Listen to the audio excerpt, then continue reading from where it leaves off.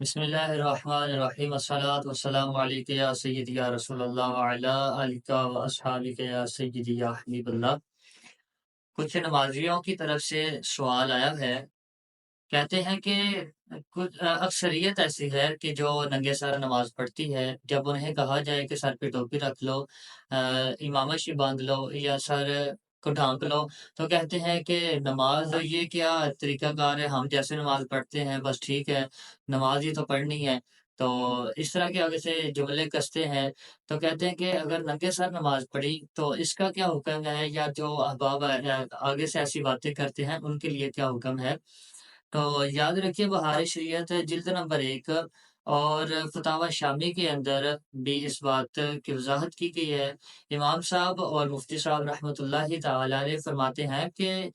اگر کسی شخص نے سستی کی وجہ سے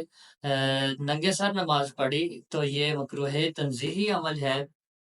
یا کسی اور گرمی کی وجہ سے، یا کہتا ہے کہ بوجھ محسوس ہوتا ہے، اگر ایسی کسی نیت سے نماز پڑھی تو یہ نماز مکروہ ہے تنزیہی کے عمل میں ہے۔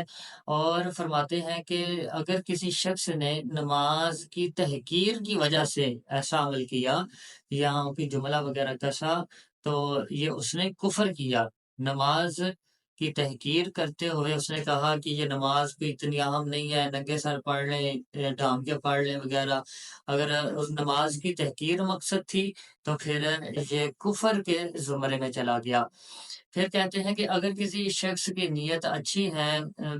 تقوی کی ہے، خشوع و خضوع کی ہے، تو پھر یہ مستحب عمل ہے، یہ اچھا عمل ہے، اس میں کوئی حرج نہیں ہے۔